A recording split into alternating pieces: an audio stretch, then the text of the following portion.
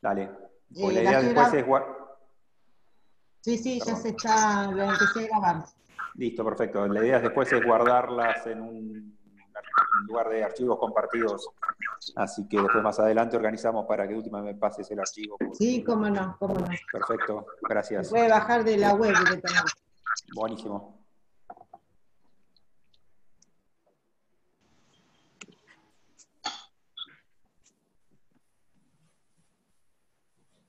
Está bueno esto.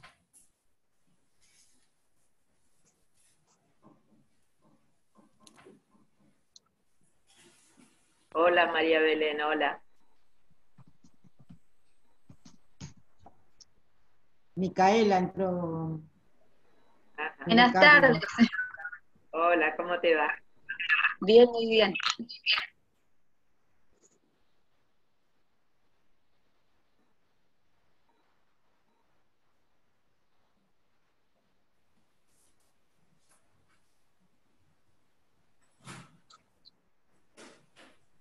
Buenas tardes, Luis. Hola, ¿qué tal? Me había apagado el micrófono. Sí, sí, sí, vi tu chat, por eso. Ah, bueno, sí, sí, ahí avisé. Sí.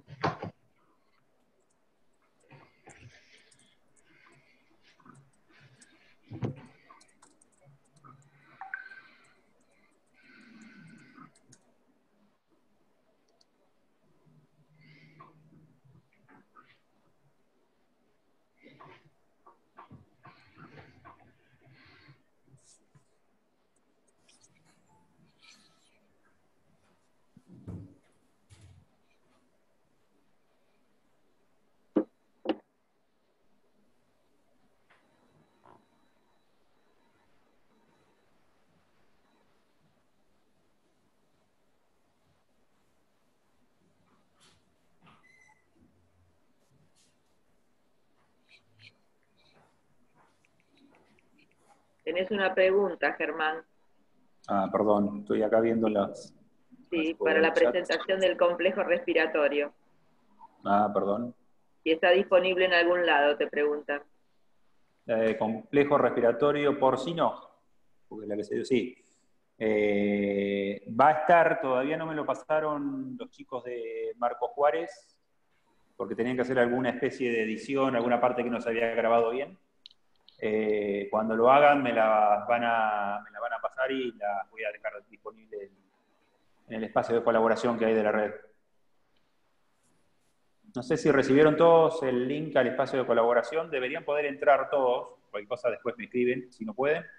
Ahí ya están cargadas las charlas, la primera charla que hubo de pérdidas reproductivas y la charla de, si mal no recuerdo, que es la de calidad de agua, que dio Lalo Fernández la última vez. Esas dos ya están cargadas, falta cargar la de enfermedades clostridiales que dio Carlos Robles, que también tiene que hacer una edición y la tienen que mandar, y la charla de respiratorio porcino, que también falta la edición y me lo mandan.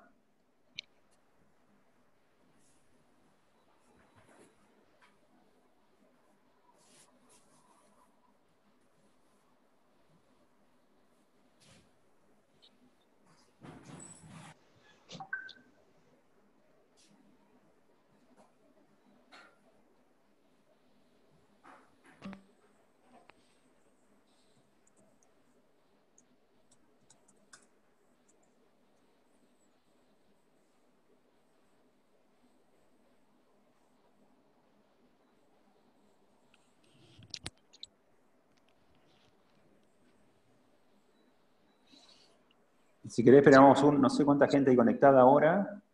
No sé, cuando ustedes me digan, ahí estoy viendo a Luis y a Carlos Robles, los dos, salen los dos cuadraditos juntitos, compañeros de facultad. Ahí. 35 personas, perdón, 35 personas y aparte de nosotros tres. Bueno, esperamos si no dos o tres minutitos más y de última arrancamos. Bueno, perfecto. Ahí estoy, Vivi. ¿Cómo te va? Sí, Carlos. Lo tenías pegadito ahí a Luis. Sí, sí, Todos yo trato. compañeritos. Toda una vida, ¿viste? Falta el flaco Aguirre. Hola, Vivi. Tal cual. No me Hola, olvido, no Vivi. me olvido de la foto que se sacaron en la BLD, ¿eh? Tenemos varias de esas, varias. Vamos a ver hasta dónde llegamos. Hermosa foto. Bueno, te escuchamos entonces. Bueno, cuando quieran largamos. Germán, vos me decís, ¿eh? Dale, si querés largamos. Todas las últimas se van, hasta que comenzamos, pueden seguir conectando. Vamos a hacer como hicimos con las charlas anteriores, en lo posible le pido eso, que cierren los micrófonos todos, si hay alguno que lo tiene abierto todavía. Lo mismo que las cámaras. La idea es que Viviana dé su presentación. Vayan haciendo las preguntas a medida que ella va dando la charla, haciendo las preguntas por el chat. Entonces, cuando termina la charla, Vivi, nosotros vamos a ir leyendo las preguntas, ir filtrando las preguntas para poder dar la respuesta. Cuando quieras. Bueno, dale. Perfecto.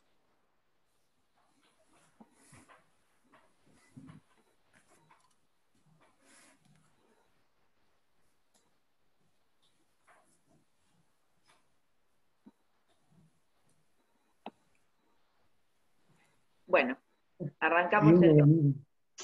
La idea de hoy es hablar sobre todo de leptospirosis, tanto de forma general, para recordar algunos conceptos que son interesantes tenerlos en cuenta, aunque parezcan muy básicos o teóricos, porque ayudan en el diagnóstico, y porque también cuando uno quiere hacer una presentación o un escrito hay que tenerlos en cuenta.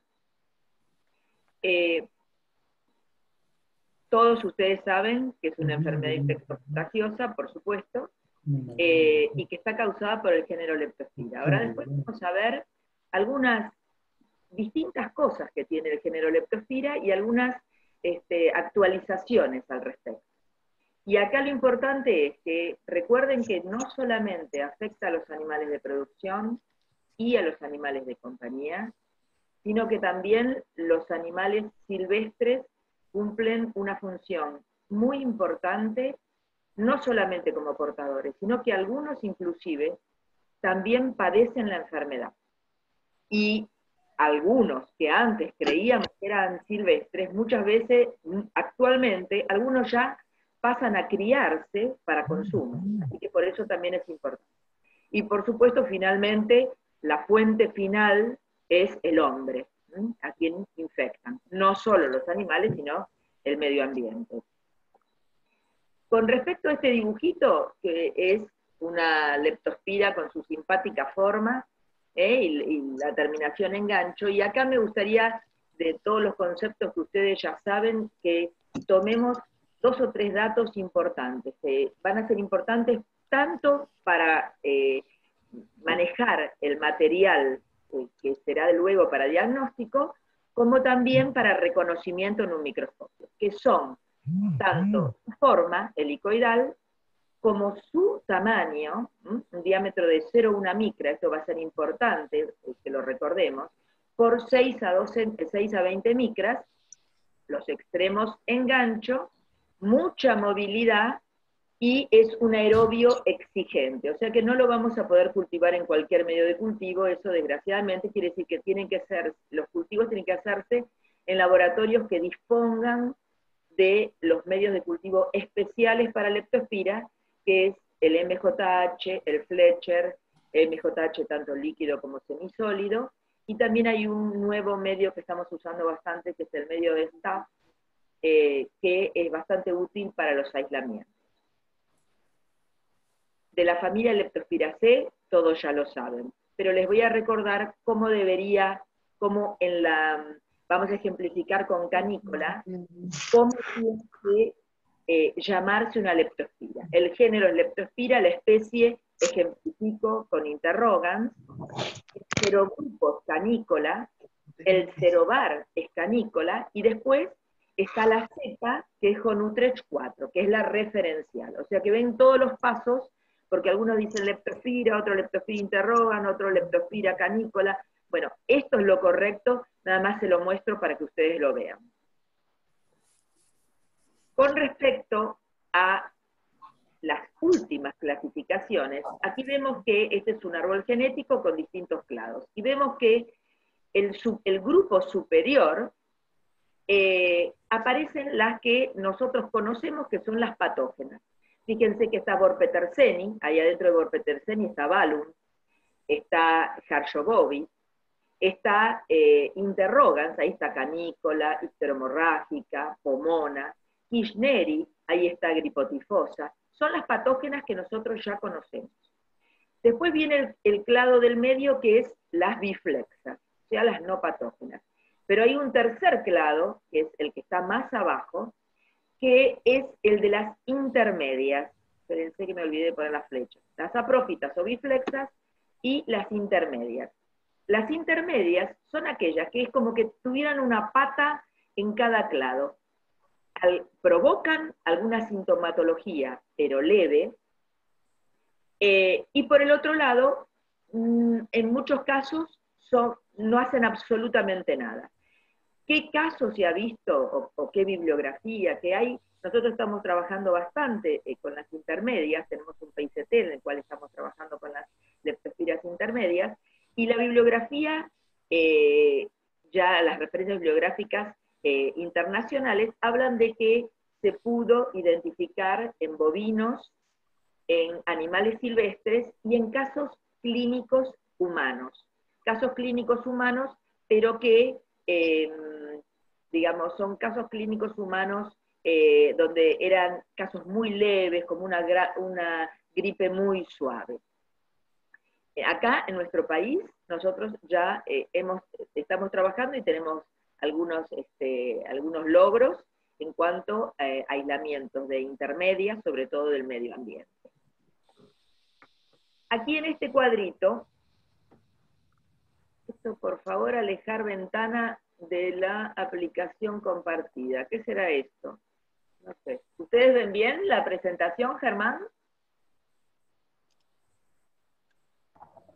Se ve Sí, bien, sí, Ana. se ve bien, sí. Perfecto, porque a mí me sale un cuadro que dice favor alejar ventana de la aplicación compartida y no me gustaría que les apareciera a ustedes. Bueno, aquí vemos un lindo arbolito ya distribuido de distinta manera, y vamos a pararnos en la última ramificación que dice patógenas, para que vean que actualmente, dentro de las leptospiras patógenas, ahora hay subgrupos. Hay 4 subgrupos, y las han clasificado dependiendo de su virulencia.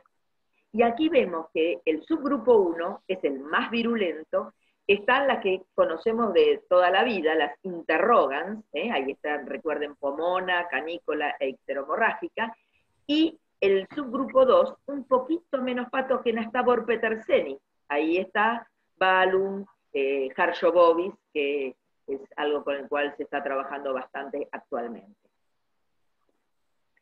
Aquí hay una foto que les muestro cómo se vería con un microscopio de scanning la leptospira. Todo parece como fideo resorte, ¿no es cierto? Y las características que tenemos que tener en cuenta. Recuerden que la flexibilidad está dada por 2 filamentos, 2 flagelos axiales. Con respecto a la transmisión en una explotación en animales es justamente entre los animales, puede ser congénita o neonatal, o también a través de portadores. Los portadores pueden ser tanto los animales silvestres como los mismos animales de producción y de compañía. De hecho, los casos más interesantes son esos tipos chacras, donde tienen el bovino, el porcino, el perro. Entonces ahí bien la leptospira está muy a gusto pasando de una especie a otra. La relación roedores-animales domésticos es muy importante. O sea que establecimientos donde hay problema de roedores, seguramente también vamos a tener problemas en la producción, en cuanto a leptospirosis en los animales de producción. Y la transmisión es, recuerden que era siempre, los animales domésticos, pongo roedores, pero encierro todos los silvestres, en roedores, que es el principal, y el agua. Siempre se dice que el vehículo para la leptospira es el agua. Acá vemos un ciclo, en este ciclo epidemiológico que la verdad que es para mí, está bien que ustedes ya saben que yo amo las leptospiras, ¿no? Pero realmente es una de las enfermedades que tiene un ciclo epidemiológico más interesante, una de las más interesantes. ¿Por qué? Porque es como que todo da vuelta. Y acá nos damos cuenta que es una enfermedad que se puede controlar, pero jamás se va a poder erradicar.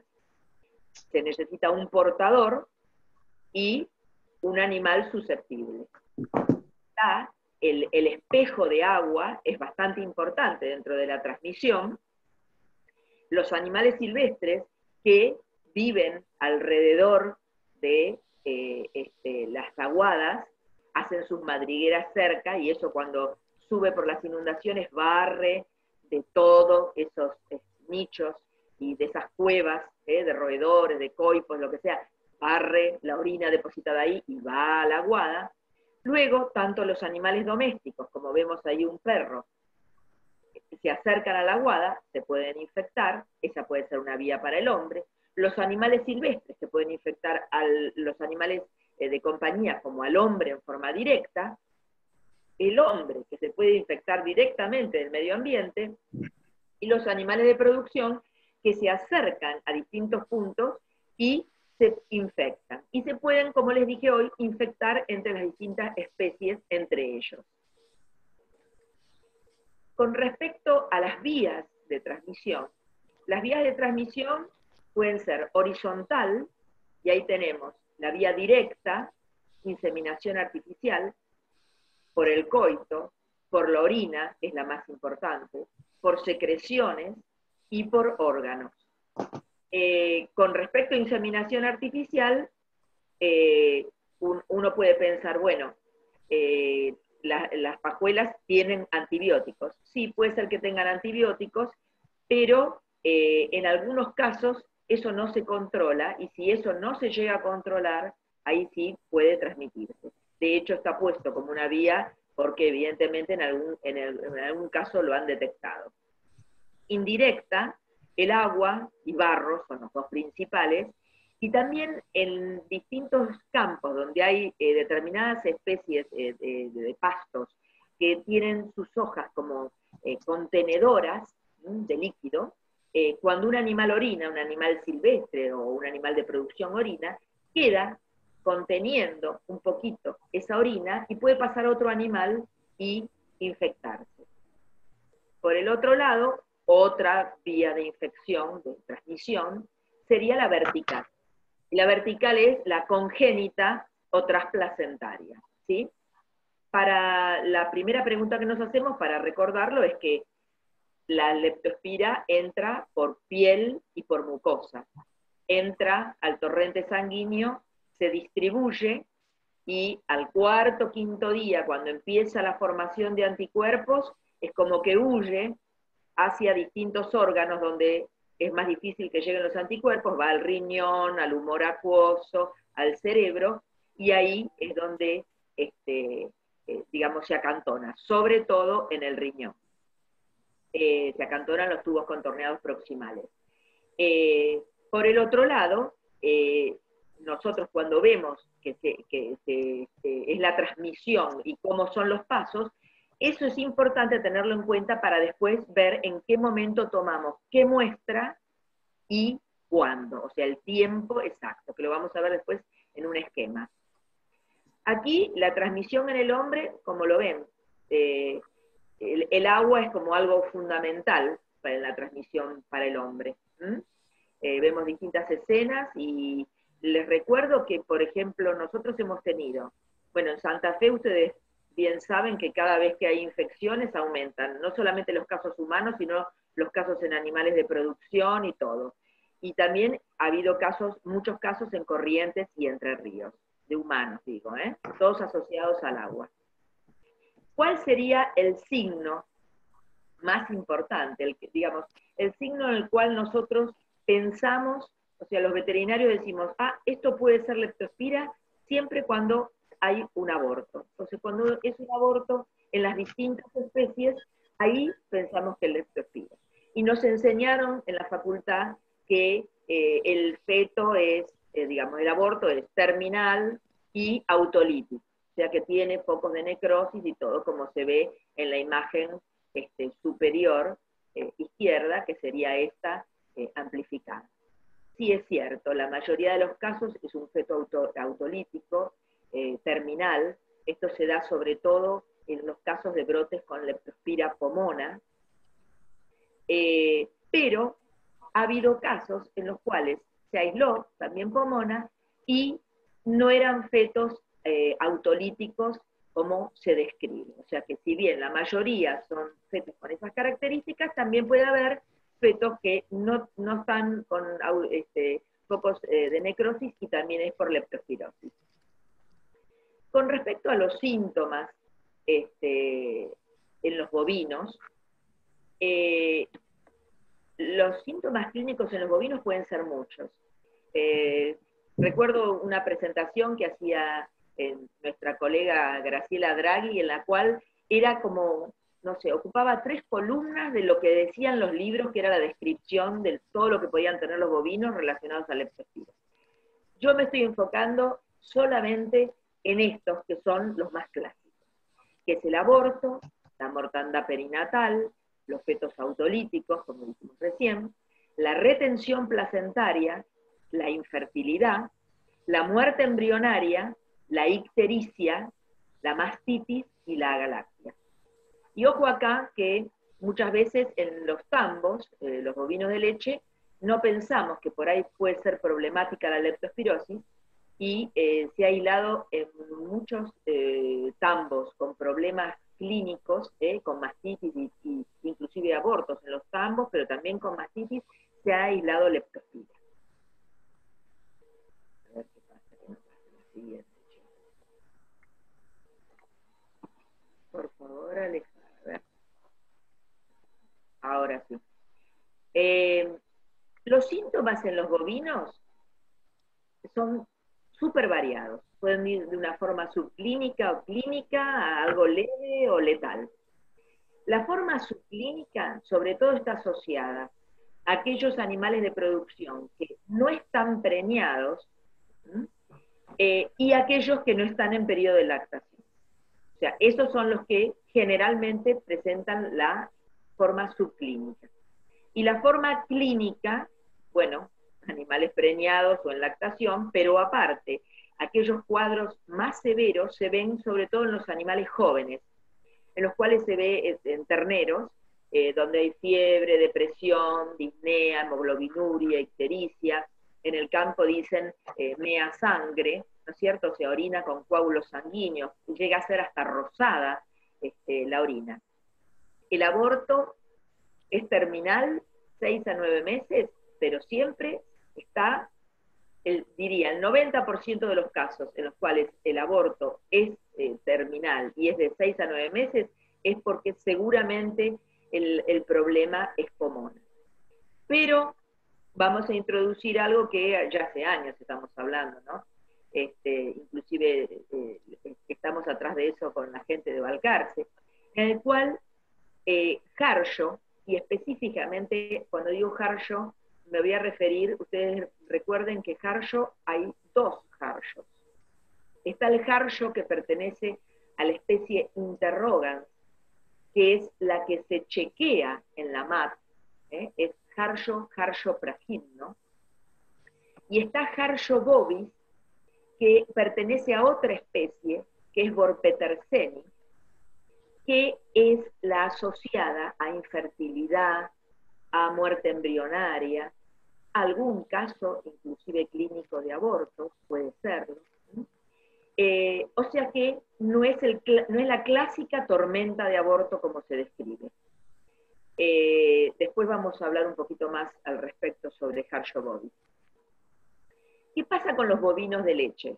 Con respecto a eso, la transmisión en los bovinos de leche por lo general es en los tambos, de bovino a bovino, o también tienen un rol muy importante los roedores. Nos ha tocado ir a tambos en donde al lado del tambo, bueno, cuando limpian todo la ordeñadora mecánica y todo, va a parar todo ese líquido con un poco de leche y todo, como ustedes saben, en muchas, la mayoría diría yo, a un pozo.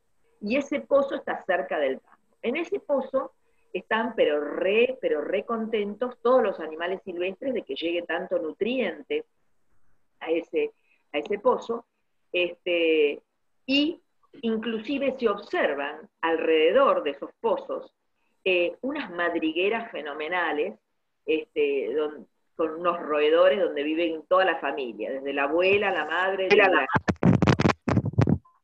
¿Alguien me habló? Bueno, o sea que eso hay que tenerlo en cuenta, que sería importante algún sistema en el cual no se repita que estén estos pozos, porque esto llama a los roedores y los roedores pueden traernos el problema al tambo. Hay gran caída de leche, importante caída de leche.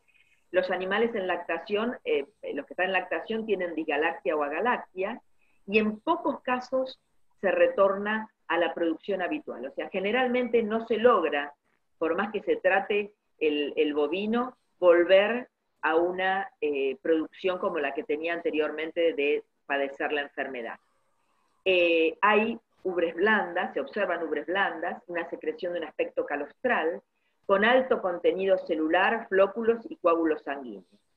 O sea que podríamos decir que si nosotros estamos atentos a la higiene de los tambos, la podríamos encasillar como que es una enfermedad por mal manejo. O sea que si tratamos la higiene y cuidamos, podríamos evitar muchas veces la enfermedad de leptospirosis en los tambos. A ver. En nuestro país en los últimos años se han reportado, bueno, muchos casos de aislamiento, pero me gusta meter estos 3 casos puntuales, trabajos y logros en distintas provincias. En la provincia de La Pampa se hizo el trabajo en la provincia de La Pampa, en la cual se estudiaron las pérdidas reproductivas, qué porcentaje correspondía a distintos tipos de pérdidas reproductivas. Y ustedes fíjense que el 79% eran por fetos abortados, el 1,7% por prematuros, el 16% por natimortos, y el 2,6% por pérdidas neonatales. Ahora, lo interesante es que, ¿quiénes eran las principales causas de todos estos problemas? Las bacterias, las enfermedades bacterianas. Y dentro de estas, en este estudio, encontraron que la más frecuente era Leptospira, seguida por Brucella abortus y por Campylobacter. En la provincia de Corrientes, otro caso, de un lote de terneros de recría, se produjo la muerte de 100 terneros, y de una forma así, tipo tormenta. Y ahí se logró no solamente una seroconversión perfecta, sino también se logró aislar Leptospira interrogans serovar pomona. Eso, toda tipificada, fue un caso muy interesante, porque realmente eran animales grandes y murieron un montón. En la provincia de Buenos Aires se produjo la mortandad de 53 terneros, y que se aisló también Leptospira interrogans serovar pomona. Aquí vemos un riñón, en lo cual se ve todo como un puntillado hemorrágico, todas las petequias, que es la lesión que produce la leptospira. ¿Cuál sería la lesión básica de la leptospirosis? Una endotelitis vascular. Y esa lesión se produce en todos los vasos. Y al decir todos los vasos, también en los vasos placentarios. Ahí es lo interesante de lo que después les voy a mostrar. Acá vemos hemorragia, distintas hemorragias, vemos acá un hígado. Y me gusta mostrar esto, ¿por qué? De estas todas imágenes chiquititas que ustedes ven, después 2 o 3 interesantes, las voy a ampliar. Vemos que la leptospira, cuando ataca y se infecta a un animal preñado, esto es un ensayo experimental que hicimos. Cuando se infecta a un animal preñado, produce, como les dije, una endotelitis en los vasos. Y lo hace en los vasos placentarios. Hay lesiones en los distintos vasos placentarios. Hay, como se ve, empiezo con el cuadradito de la segunda fila a la izquierda y voy hablando hacia la derecha. En el de la izquierda se ve que hay coagulación intravascular diseminada. En la figura de la microscopía electrónica de transmisión, la segunda, se observa que hay pignosis. En la tercera figura es de scanning y se ve que tiene la capacidad, la leptospira, de asociarse, agregarse celularmente y formar biofilm. O sea que hay agregados de biofilm. Después se rompe, la siguiente es una tinción donde se ve que se rompen las membranas, los endotelios, las membranas celulares. Hay una sobreproducción de la expresión de la enzima INOS. Hay gran cantidad de acumulación, en el de abajo, la primera, de células de la inflamación, aglomerados y como trombos de leptospira. Hay depósito de proteínas en las membranas y se expresa el complemento. Les voy a amplificar algunas, como por ejemplo esta. En esta figura, las dos flechitas celestes están mostrando en un vaso placentario las leptospiras. Son todos esos bastoncitos que ahí hasta inclusive alcanzamos a ver su formato y hasta alguna vemos que tiene hasta el clásico forma de gancho. Esta es una tinción que hicimos de Wartin-Starry, de impregnación argéntica, en la cual se vio perfectamente. Ahora fíjense que la flecha de arriba está señalando una leptospira. Y por debajo apenas de la flecha de abajo, vemos que algunas leptospiras ya están aglomeradas, como formando un trombito. Entonces, ¿qué es lo que sucede?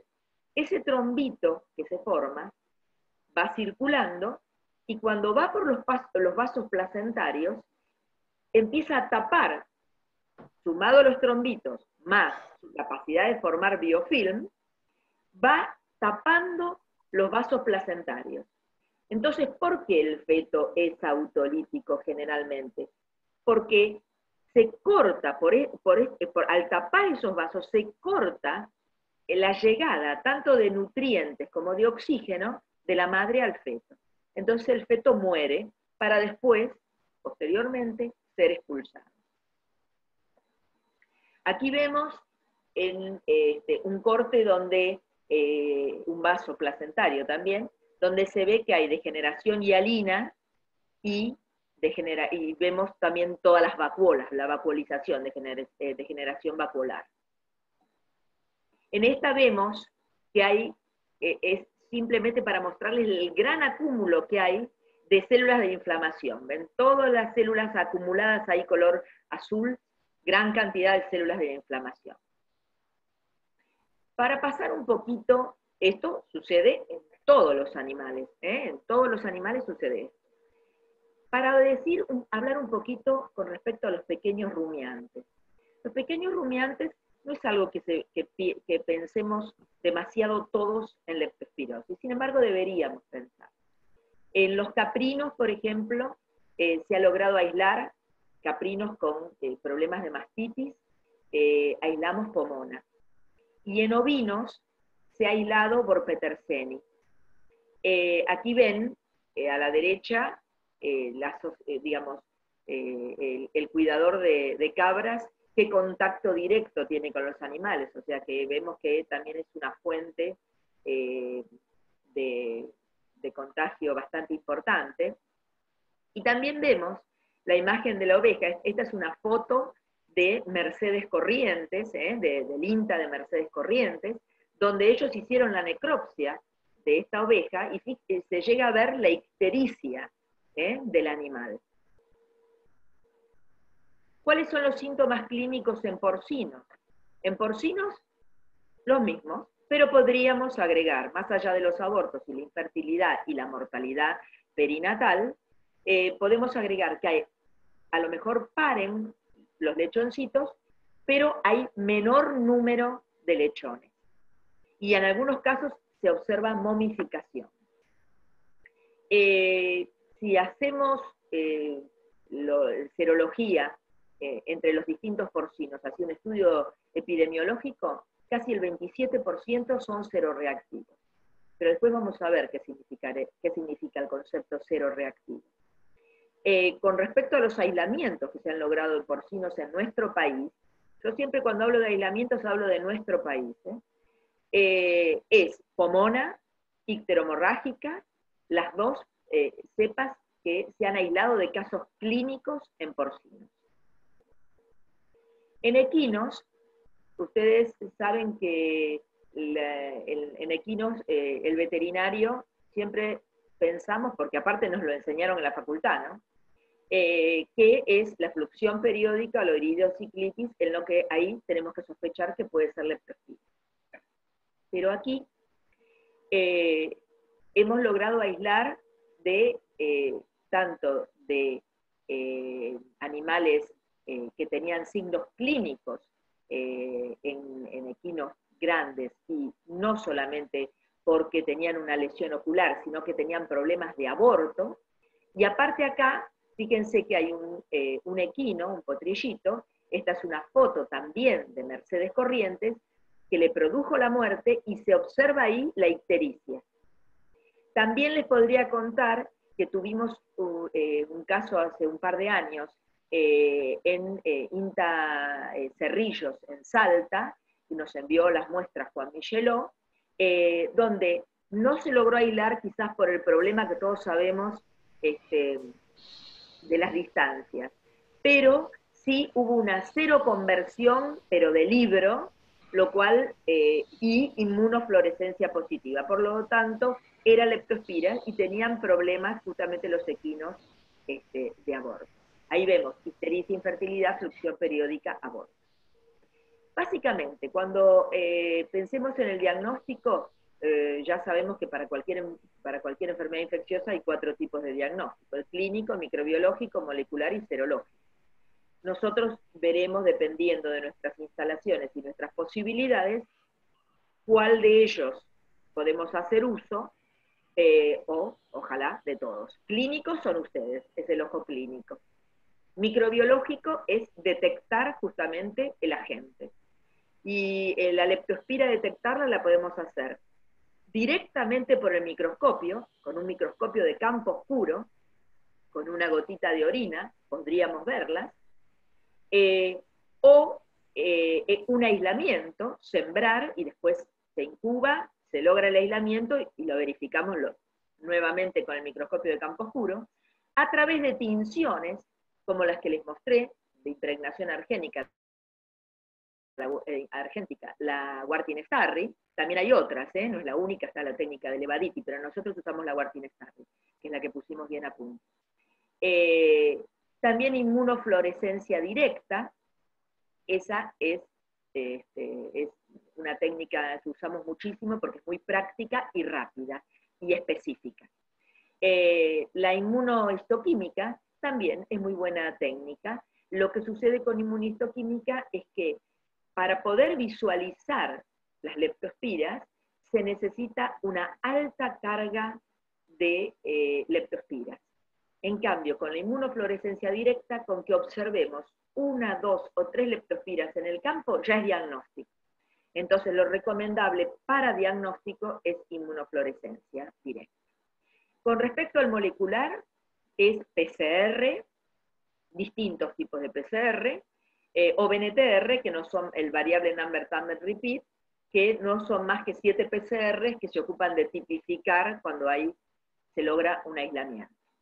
Del serológico, bueno, es la reconocida MAT, la aglutinación microscópica, que esa está del tiempo de, no sé, más allá de los tiempos, y sigue siendo exactamente la misma.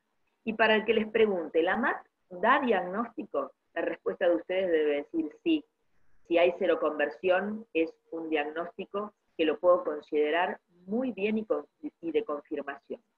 ¿Por qué? Porque fíjense que no es que lo digamos nosotros en nuestro país, sino que la International Leptospirosis Society, la única asociación internacional de leptospirosis que hay en el mundo, tiene a la técnica MAT como referencial y es la que todos los años nos manda las muestras para que nosotros hagamos el interlaboratorio con la MAT, la prueba de proficiencia. y es la única técnica referencial en este momento que se está chequeando a nivel interlaboratorio. Se está tratando de poner a punto para chequear PCR, pero ahí estamos. Todavía interlaboratorio de PCR está en los primeros pasos, pero la MAT, todo el mundo chequea la MAT con un interlaboratorio, laboratorios de referencia, ¿no? También hay test rápidos. Los test rápidos son nada más que de screening, como puede ser el TR, el antígeno macroscópico, el termorresistente, o un ELISA. El antígeno termorresistente, la verdad que es muy útil, pero ¿saben en qué especies? En humanos, hasta ahora, en humanos y en caninos. En humanos y caninos, si ambas especies son positivas, tienen leptospirosis, da una clara aglutinación macroscópica. En cambio, en bovinos y porcinos nos está costando bastante porque hay que pescar justamente en el momento bien agudo de la enfermedad, si no da claramente y no hay una buena correlación después cuando uno hace la MAT. Igual seguimos en el intento. Acá esto se los muestro, este cuadro, simplemente para que vean que durante la primera semana se ve que es el pico donde las leptospiras van a estar en la sangre.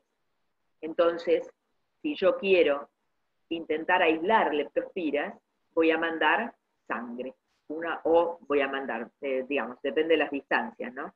Pero si tengo la posibilidad, yo tengo el medio de cultivo, echo 1 o 2 gotitas, no más, porque la sangre tiene factores de inhibición para la leptospira, y si nosotros le echamos un chorrito, entonces ya no crecen las leptospiras.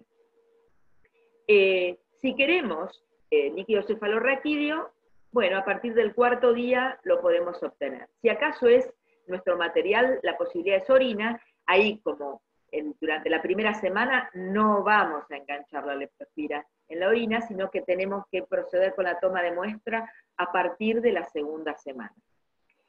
Con respecto a los anticuerpos, fíjense las curvas, al 4.º día más o menos por ahí arrancan los IgM, y los IgG, que son los que mayormente detecta la MAT, la técnica de microaglutinación, arrancan después de la primera semana. Por eso es importante mandar, si tengo un rodeo, mando animales que tienen el problema, que ya lo pasaron, y animales que lo están cursando, porque puede ser que alguno me dé negativo y realmente todavía no formó los anticuerpos. De ahí la importancia de mandar 2 muestras con una separación de 10 a 12 días para ver si hay seroconversión. Entonces los cultivos, por supuesto, van a ser cultivo de sangre la primera semana, cultivo de orina a partir de la 2ª semana, dependiendo de la leptospiremia o de la leptospiruria. ¿Qué mandar? Bueno, ustedes ya lo saben. ¿Qué mandar? Lo principal es mandar orina o órganos. Si se manda orina, tiene que ser refrigerada. Si estamos cerca, estamos a 100 kilómetros del lugar donde se puede procesar la orina, entonces ahí le echamos, si tenemos, ¿no? Todo depende de las posibilidades, por supuesto, diluimos la muestra al 50% con agua destilada o solución fisiológica estéril. ¿Para qué? Para bajar la acidez de la orina. Esto se solicita sobre todo en los animales carnívoros, se podría hacer en los caninos, también por ahí en los porcinos. En los bovinos, no tanto. Y siempre refrigerada. Si es en el caso de órganos, bueno, si la distancia es 100 kilómetros, mandémoslo refrigerado. Si supera esto, y vamos a necesitar mandarlo por encomienda, siempre se manda congelado, frisado. Y mandar frisado en un recipiente estéril, y después todo alrededor, digamos, acondicionado con refrigerantes y todo, para que pueda llegar. Siempre cuento, cuando tengo oportunidad de hablar de leptospira, que hay un sistema al cual siempre me mandaba así las muestras Germán, casualmente, el cual era muy útil porque adentro de un recipiente él ponía la muestra y después había un segundo recipiente donde le ponía agua y congelaba también el agua. Entonces eso permitía que llegara, digamos que aguantara, por así decir, aguantara más la muestra. Lo importante es que con 1 mililitro solo de suero, si el material va a ser suero para hacer MAP, es suficiente y se envía refrigerado. O sea que para siembra, para intento de aislamiento, orina y órganos. Para la serología, para MAP, con 1 mililitro de suero refrigerado es suficiente. Si viene a largas distancias, lo mandan congelado. Espérense. Bueno, acá espero que lo vean todos. Yo por lo menos veo cómo se mueven. Este es una microscopía de campo oscuro, en la cual es una gota de orina de un animal positivo. Entonces vemos cómo se vería. Observen que si fijamos la vista, se ve no solamente el movimiento, como les dije, de flexión y así parece que están reptando, sino que también se alcanza a ver hasta los ganchos en determinado momento que hacen. Entonces, esto es lo que ustedes tendrían que ver con una gota de orina directamente en un microscopio de campo oscuro.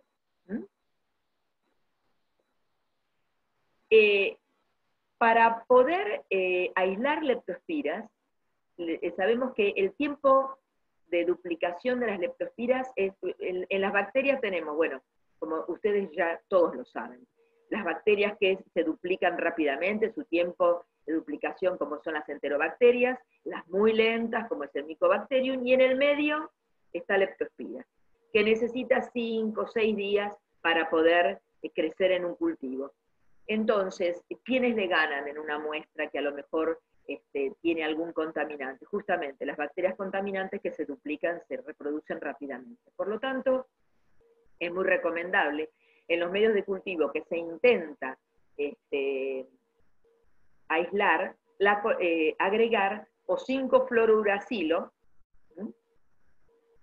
al cual le afecta a las bacterias contaminantes, pero no le afecta a la leptospira, o la neomicina.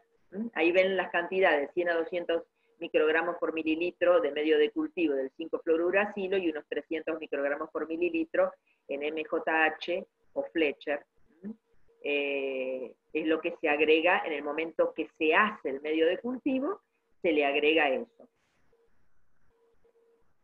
Con otra forma de, supongamos que en mi muestra tengo la opción o la oportunidad de tomar orina de un animal, de un bovino, dejo que parte de la orina fluya, por así decir, y tomo una muestra de la mitad del chorro. Esa muestra, si tengo la posibilidad, para garantizar que tenga menos contaminantes, la paso por un milipor, que lo inserto en una jeringa.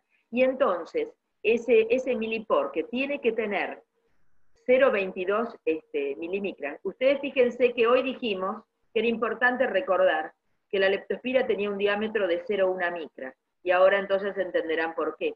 Porque la leptospira va a pasar por el milipor, y los contaminantes, todo lo que sea por encima de eso, va a quedar trabado en el milipor. Se echan 1 o 2 gotas de orina, y se pone incubación a 30 grados.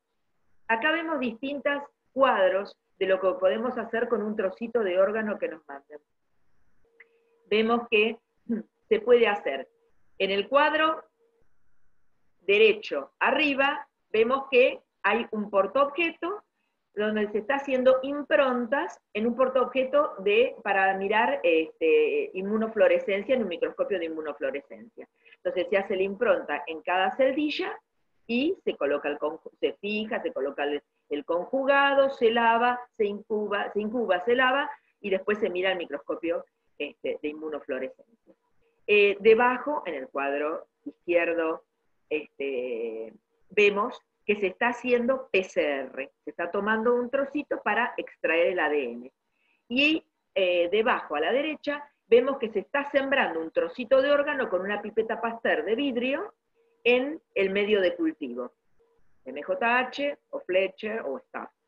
Aquí vemos justamente un medio de cultivo, en este caso es Fletcher, donde se ven los característicos anillos que se forman cuando crece una leptospira. O sea, acá es el crecimiento de una leptospira, así tanto las referenciales como los aislamientos. Los aislamientos a veces no forman estos anillos y forman como una nube, no tan perfectos como esos anillitos. Igualmente nosotros después tocamos, miramos en el microscopio y vamos a ver que hay leptospira. Aquí vemos una inmunofluorescencia directa y también se observa cómo vemos las leptospiras y cómo terminan en forma de gancho, ¿vieron? Entonces, este es el reconocimiento nuestro cuando hacemos una inmunofluorescencia directa. Así se tienen que ver. Con respecto al aislamiento, para procesar las muestras, para después hacer PCR, bueno, las muestras de selección, tanto para PCR como para aislamiento, son hígado, riñón, vaso, pulmón. Estos serían los 4 órganos más importantes. Cuando se envían, se siembran. Si cuando se envía la muestra ustedes no tienen posibilidad de sembrarlo en el momento, no sé, no hay medio de cultivo, no tengo la instalación, bueno, lo pueden frizar y procesarlo otro día. Siempre con la salvedad de que congelación y descongelación disminuye la posibilidad de que después podamos aislar, ¿no? Pero bueno, depende de las circunstancias, a veces hay que hacerlo. Una vez que se siembra y se confirma el aislamiento, se hace un subcultivo del cultivo original y se toma 0,5 mililitros y se prepara el templado. El templado se prepara, se pone en un Eppendorf, se hace el termociclado, se lleva a una cuba del agar y después vamos a ver las distintas bandas, en las cuales con Gel Analyzer vamos a ver e identificar de qué leptospira se trata.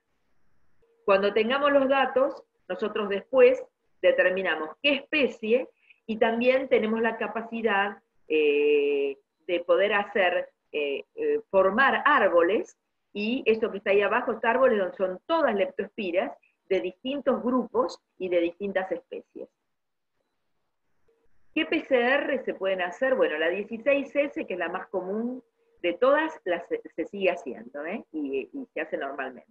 Se hace también la G1, G2. También se hacen el PCR, estamos haciendo PCR solamente para detectar intermedias. Hay PCR también para detectar Harshio bovis. También tenemos PCR diseñada en el laboratorio donde se puede a un tiempo detectar patógenas e intermedias, o sea, PCRs multiplex. Y estamos también trabajando no solamente de detectar leptospiras en órganos, haciendo la extracción a partir de un trozo de tejido, y para la extracción estamos usando Kelec-100 para purificar el ADN. Bueno, no solamente se puede hacer eso con órganos, sino que también estamos investigando de detectar ADN de leptospiras en sueros. Eso es una investigación, ¿no? Con respecto a las técnicas de tamizaje, tenemos, como dijimos, el ELISA. Nosotros pusimos hace un tiempo un ELISA a punto, lo probamos y andaba muy bien, y después, actualmente, en el laboratorio se está poniendo a punto otro ELISA, el cual es mejorado del anterior, que bueno, espero que pronto pueda salir para distribuir, ¿no? Y como ven ahí, el test de confirmación siempre sigue siendo MAT en cuanto a los serológicos. Aquí vemos una imagen de, si ustedes hacen serología de MAT, cómo verían un suero positivo. Si fuera negativo, tendría más leptospiras y aparte no se verían esos 3 pequeños grumos, que no son más que aglutinaciones, y ahí se unieron los anticuerpos digamos, los anticuerpos que tiene el animal y la leptospira que le pusimos nosotros. ¿Cómo sería la técnica entonces? El antígeno, siempre sueros pareados, y vemos la imagen superior donde es un suero positivo y la imagen inferior donde es negativo.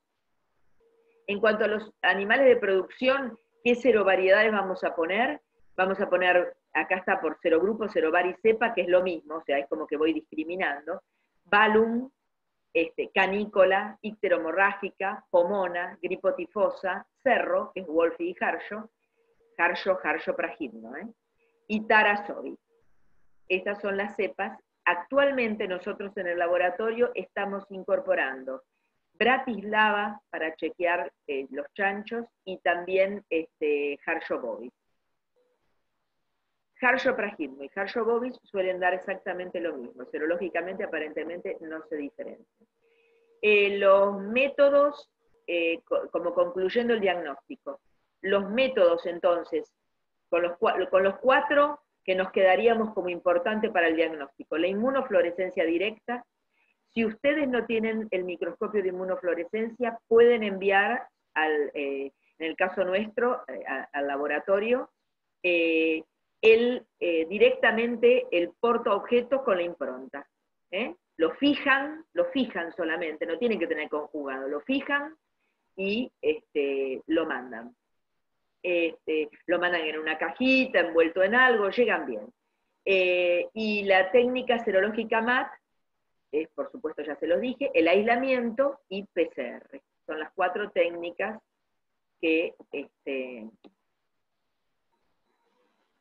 2 comentarios, algo muy cortito les quería decir sobre los animales silvestres. Con respecto a los animales silvestres, hoy les dije que había animales que son portadores propiamente dichos y otros facultativos. Y, o sea que los propiamente dichos no tienen daño, y los que son facultativos superan la enfermedad y no se enteraron de que la tuvieron, o sea que son simplemente eliminadores. Aquí tenemos un caso de Río Negro, en el cual nos mandaron fetos de jabalí, y aquí logramos aislar Leptospira borpeterseni. O sea que, fíjense, acá comadreja, y aislamos canícola, ahí se ve todas las distintas bandas, y con eso depende del tamaño de banda, se va identificando que es un BNTR, ¿no? Un MLBA o BNTR. Un peludo, un armadillo, aislamos Harsho pragidno.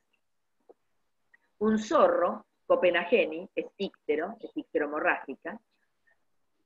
Ardilla, especie introducida acá en la provincia de Buenos Aires y en la provincia de Córdoba, aislamos tanto icteromorrágica, que es la Copenhageni, como canícola. Canícola. ¿Qué aislamientos en la República Argentina podemos decir? ¿Cómo voy con el tiempo? Bovinos. En bovinos, ya me fijé el tiempo, por si alguno me lo quería contestar. En bovinos tenemos los aislamientos que se han verificado en nuestro país son pomona, canícola y Harsho. Cuando digo Harsho, digo los 2.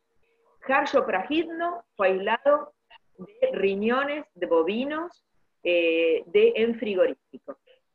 Y Harsho bovis se termina de aislar de casos clínicos. Es un trabajo que está en frente. De los ovinos se aisló pomona y balum, que es el castelloni. En porcino dijimos pomona e icteromorrágica. En caninos, canícola, icteromorrágica y también pomona. Y en los animales silvestres, como ven, todos y muchos más. O sea que lo que busquemos encontramos. Aquí, fíjense que sobre 5.085 sueros bovinos, bueno, ustedes ya van viendo la cantidad de sueros, pero les quiero mostrar la seropositividad. ¿Qué significaría seropositividad? Que han estado en contacto. No significa que todos están enfermos, sino que estuvieron en contacto con la leptospira. Fíjense los porcentajes, 35 en bovinos, 26 porcinos, 37 en equinos, 20 caprinos, 10 ovinos y 9 camélidos sudamericanos.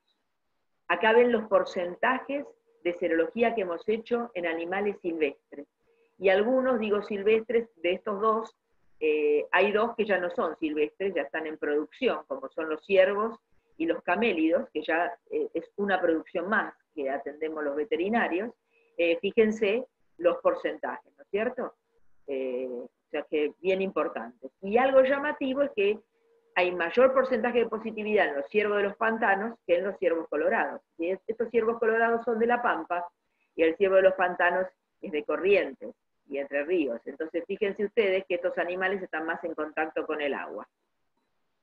Aislamientos de todos los animales que ven en la figura, silvestres, se aisló. Tratamiento.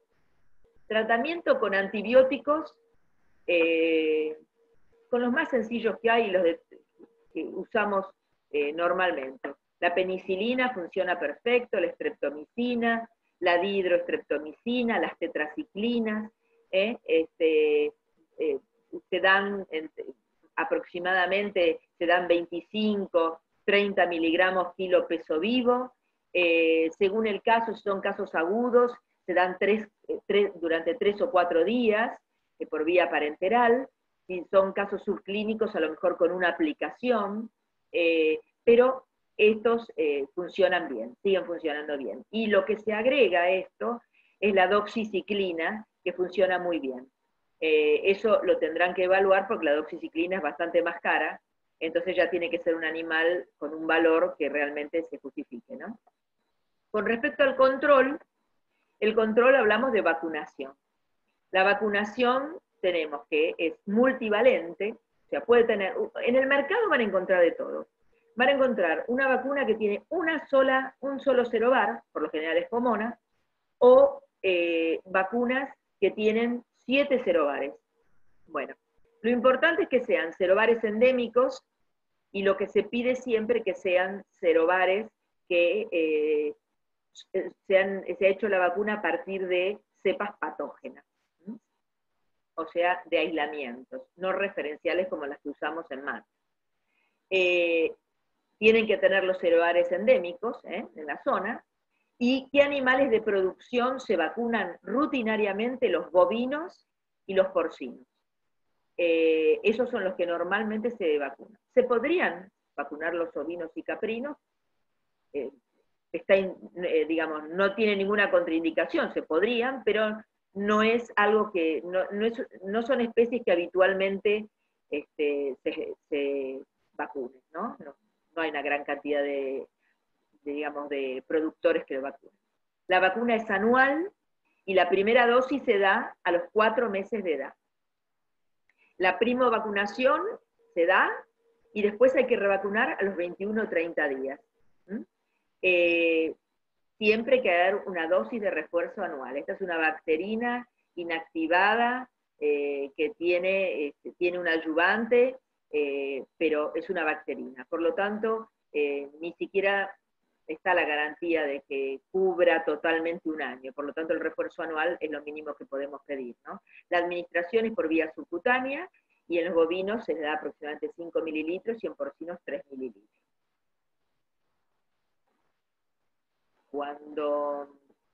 Esperen que no sigue esto. Ahora. Algo más que les quería decir con respecto a las vacunas, o sea, dentro de las medidas de control, en toros, vacas, vaquillonas, también se vacuna, por ejemplo, vacunamos 60 días antes del servicio y la segunda dosis 30 días antes del servicio. Eso es lo que se suele hacer. Bueno, como medidas de control tenemos, como habrán visto que durante la charla hablé en varias ocasiones sobre la higiene y todo lo sanitario. Eso es importantísimo para el control de la leptospirosis. Limpiar y desinfectar corrales, la educación y difusión a las poblaciones, a los pobladores es muy importante. La protección individual de los trabajadores, nosotros los veterinarios tenemos esa función y es muy importante. Estamos siempre en contacto con la gente de campo y eso hace que seamos el primer frente cuando hay un problema en un campo, hablando inclusive de los casos humanos, solemos ser nosotros. Entonces tenemos que transmitir y educar a la gente de campo. La protección individual de los trabajadores, guantes, anteojos de protección, la higiene personal, utilizar fosas, como les comenté en el caso para evitar en lugar de los canales de estiércol, un buen drenaje, porque dijimos que está asociada a todo lo que es inundaciones y acúmulo de agua, bueno, un buen drenaje o relleno de terrenos bajos, el control de animales silvestres, la realización de estudios epidemiológicos para saber dónde estoy parado, y entonces cuando yo mando sueros y me dan positivo, yo ya sabía que eran positivos y entonces con una segunda muestra ya sé que tengo, o sea que es una buena medida hacer un chequeo a ver cuál es el cuadro de situación en el campo, y por supuesto la vacunación, ¿no? La vacunación es lo principal. Como conclusión, los aislamientos de casos clínicos, bovinos, fueron caracterizados correspondientes al serovar Pomona, canícola, icteromorrágica y Harshio bovis. Y como les dije, Pomona y Harshio bovis, animales adultos, canícola e íctero en animales jóvenes.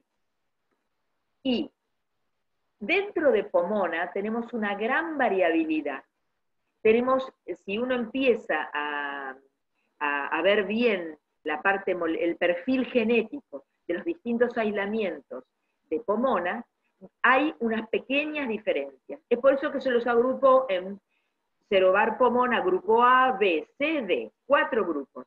El grupo, el genotipo A, que es el primero, es el más representativo en nuestro país, o sea, es el que se detectó en la mayoría de los aislamientos que tenemos en Argentina.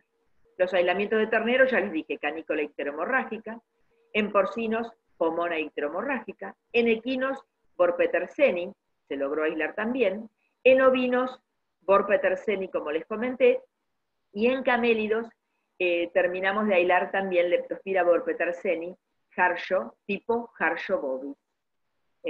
O sea que Harshio bovis es algo que hay que seguir trabajando porque está presente, evidentemente, ya lo estamos viendo entonces en camélidos y también en bovinos. Gracias, espero que haber sido clara. Hola. Sí. Ahí estamos, buenísimo. Vamos a ver que ya habían hecho algunas preguntas. Perfecto. Ahí pregunta Gaspar, dice, Viviana, ¿qué opinás respecto a la obtención de orina para cultivo usando furosemida? ¿Es mejor, peor o no cambia la eliminación de leptospiras? La furosemida no le hace nada, y de hecho es conveniente usar furosemida para que se produzca la expulsión de más leptospiras. Sí, sí, hay que usar furosemida si se tiene la posibilidad. Hay abortos Bien. en el... Andrea Pantiu. Sí, vos Sí, léemela, Andrea, igual. Dale, Andrea Pantiu de INTA en Misiones pregunta si es posible abortos por leptospirosis en un rodeo de cría vacunado contra leptospirosis. Y sí, es posible, porque las vacunas son serovar específicas. Quiere decir que si yo vacuno solamente con Pomona, no me protege contra las otras serovariedades, si la infección viene por otras serovariedades.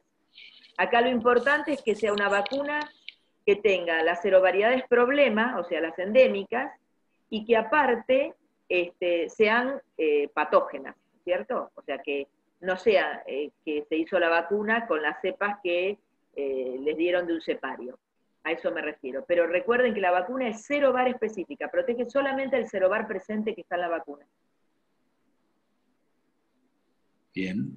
Ariel Miranda de INTA en La Pampa dice, hola Viviana, ¿tenés algún dato sobre prevalencia de lepto en pérdidas embrionarias tempranas? Mirá, es bastante difícil ese dato porque la mayoría se escapan. Vos viste que para cuando se dieron cuenta se escapan, o sea, se piensa que un 3,5% aproximadamente es lo que puede llegar a ser y se dan cuenta porque no está el ternero al pie de la vaca. Ese es algo que sería interesante que nos pusiéramos a estudiar porque esto está más relacionado con Harjo bovis. Y Harjo bovis, hoy en día me parece que nos tenemos que concentrar en estudiar eso también, porque de lo otro sabemos ya bastante. De Pomona ya sabemos bastante. Entonces, Harjo bovis, ya que ahora ya se ha aislado de casos clínicos, no solamente de, como les dije, de camélidos, sino de un caso clínico bovino, ya ahí nos tenemos que empezar a estudiar bien qué porcentaje es. Pero el trabajo que leí decía 3,5%, pero muy relativo, porque la verdad pienso que se han escapado un montón de casos porque no han tenido cómo comprobarlo. Bien. Belén Morlaco, de Santa Fe, pregunta Viviana, en caso de estar presente a brote de abortos, ¿cómo debemos intervenir a nivel rodeo para abordar en un diagnóstico rápido, respecto a la antibiótico terapia, manejo de la vaca abortada, hasta hallar diagnóstico de laboratorio y prevención de vacunas? Bueno, si digamos, dentro de los diagnósticos está el diagnóstico clínico. Si dentro del diagnóstico clínico el observador se juega dentro de su diagnóstico diferencial, piensa que puede ser leptospirosis, tiene que tratar con los antibióticos que les dije. Y aparte de tratar, si está seguro y los animales no están vacunados, con la primera dosis del tratamiento, también vacuna. Bien. Pregunta Mabel, en gatos, ¿hubo aislamientos de lepto? ¿Qué variedad? Aislamientos de lepto, sí, bueno, ¿qué variedad? ¿Qué serovariedad? ¿Hablan bovinos? Bueno, dijimos En gatos. Pomona. ¿Cómo? En gatos, pregunta. Ah, en gatos. Feliz. Bueno, en gatos ha habido aislamientos, no en la Argentina. En la Argentina jamás logramos aislar de un gato leptospira. A pesar de que hice más de 1000 gatos cuando estaba en la facultad de veterinaria, y me frustré bastante porque pensar que está en contacto con roedores, lo que pensé es que realmente iba a encontrar. Y hay un bajo porcentaje. Tienen cierta resistencia a los gatos, aunque sí hay gatos positivos. Pero aislamiento no tenemos en el país. Lo que sí en Estados Unidos han logrado aislar gripo tifosa. Bien. Ariel Miranda, de La Pampa, pregunta situación. Un campo cerrado, sin antecedentes de diagnóstico por leptospira, sin vacunación, sin abortos, clínicamente sin leptospira, hacer serología a un determinado número de animales del rodeo y en base a si se detecta seroprevalencia o no, indicar o no vacunación, más allá de que siempre esté recomendada la vacunación. No sé si la pregunta es... Sí. Arranco, Ariel, diciéndote que está recomendada la vacunación, ¿no? Ahora, supongamos dos escenarios, o que te dieron todos negativos, y vos decís, bueno, son todos negativos, acá no hay problema, ¿para qué voy a vacunar? O son todos negativos y todavía no han estado en contacto con la leptospira, voy a vacunar porque el primer momento que estén en contacto capaz que tengo un problema. Y por el otro lado, también te puede dar de que vos hagas un chequeo epidemiológico, es decir, voy a hacer una muestra, y te den títulos bajos. Y hagas una segunda muestra, para ver si hay seroconversión, y los títulos no se mueven. Entonces, en ese caso, lo único que hay es contacto. Es contacto y no es problema. Pero igualmente yo vacunaría, sea un caso o el otro. Bien. Juan Michelú, de Salta, pregunta, si tenés antecedentes de uso de vacunas en caballos, ¿utilizarías la misma estrategia de vacunación que en rodeos bovinos? No, Juan, yo no vacunaría a los caballos. Los caballos son bastante complicados. Reaccionan mal ante distintas vacunas y realmente en ninguna parte que yo conozca se está vacunando a los equinos. En las únicas especies que se vacunan, ahora tomando todas las especies, son bovinos, ovinos, caprinos, porcinos y caninos. Después no hay especie, y bueno, los humanos. Los humanos están siendo vacunados en poblaciones de riesgo en algunos países como Francia y China y Cuba. Bien. Carlos Robles, de Bariloche, pregunta, ¿el conjugado para inmunofluorescencia que usan ustedes, si es comercial o lo producen ustedes? Si es comercial, ¿qué marca? Si lo producen ustedes, si lo pueden proveer a los laboratorios de INTA. Bueno, estaría buenísimo, Carlos, eso. Nosotros en este momento estamos comprando el conjugado el de USDA. Nos traen el conjugado, después puedo pasarles al que le interese, no me acuerdo ahora, no tengo en mente el nombre del laboratorio que lo importa, es el de USDA, y cuando llega, empezamos a hacer las diluciones y empezamos a hacer pruebas para ver cuál es la dilución óptima, y entonces se fracciona, se frisa, y ahí se mantiene. Nosotros, si ustedes necesitaran, nosotros podemos hacerles, cuando compremos el próximo conjugado, les podemos mandar para que hagan, porque dura mucho tiempo. La idea nuestra es, cuando tengamos en funcionamiento el nuevo bioterio que hay en el INTA Castelar, no sé cuándo les puedo decir que sea eso, y dispongamos de poder tener la cría de conejos, poder hacer como se hacía antes, que hubo una época que sí hicimos conjugado de inmunofluorescencia. Y entonces ahí sí, o sea, está la posibilidad esa. Bueno, no sé si no hay más preguntas.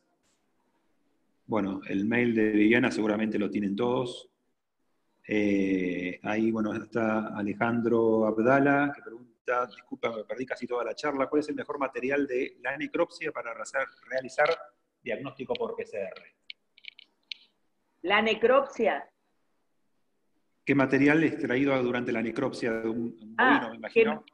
O sea, ¿qué órganos? Sí. Hay un trocito, nada más que un trocito de pulmón, riñón, hígado o vaso. Si tiene que ser uno, riñón. Si pueden ser dos, dependiendo del caso. Si ustedes ven que es un caso bastante agudo, de pulmón se suele también aislar con bastante facilidad, porque si está en plena leptospiremia el animal, el pulmón vamos a encontrar bastante. Y el hígado también, que es clásico. Un trocito solamente. En el caso, quiero hacer una salvedad. Sí. También se aísla, si uno quisiera, y no tiene otra posibilidad, se aísla del humor acuoso. Nosotros hemos aislado el humor acuoso. O sea, lo que se hace en un animal que se encuentre en el campo y a lo mejor no está en un estado 10 puntos, digamos, entonces se vacía el ojo y se manda el ojo entero para que haya menos contaminación. O se agarra una jeringa y se extrae el contenido del ojo, el humor, en la jeringa, y se envía refrigerada a la jeringa. Eso puede ser también para aislamiento. Y más difícil, pero también se ha aislado, es si un animal está en muy mal estado, un trocito de hueso. De médula ósea también sé, pero ya estamos hablando de cosas más difíciles, ¿no? Está bien, perfecto. Bueno, ahí se van agradeciendo la charla y despidiéndose. De nuevo, muchas gracias, Viviana, por la predisposición. Bueno.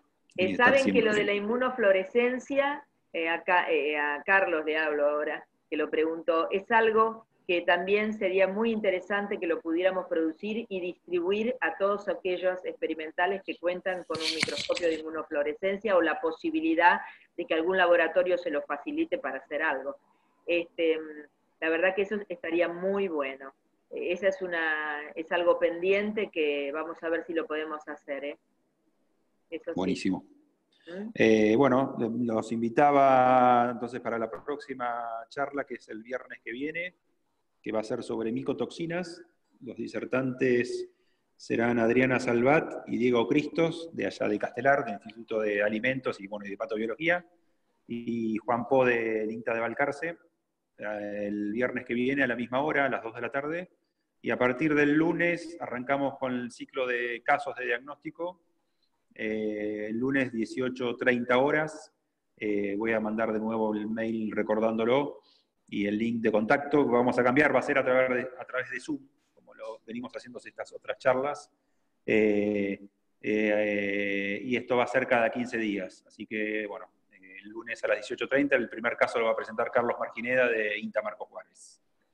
Algo puedo decir, Germán, Sí, aprovechando que están, nosotros en este momento estamos haciendo cosas muy esenciales, ¿no? O sea que el diagnóstico no está haciéndose en forma normal, les aviso, para que lo sepan. Pero si alguien tiene un problema muy grande de abortos, de algo muy importante, bueno, trataremos de hacer lo posible para hacerlo. Y tengan en cuenta que todo lo que precisen del laboratorio, inclusive todos los logros que se hagan, ahora también se está poniendo a punto otra técnica para detección en sueros, una LAM. Bueno, si la logramos, se está diseñando el kit. Todo lo que realmente lo logremos validar, se los vamos a enviar para que los puedan usar ustedes. Y quedo pendiente con lo de la inmunofluorescencia, que es algo igual que de los que precisen cepas, también, y tengan capacidad para mantener también. Y aquel, como te lo digo a vos también, Germán, cuando se normalice esto un poco, precisen medio de cultivo para hacer intento de aislamiento, para después seguirlo y si se logra el aislamiento, tipificarlo, nos lo piden y nosotros se lo mandamos, ¿sí? Buenísimo. Bueno, muchas gracias a todos. Gracias, y un abrazo a todos.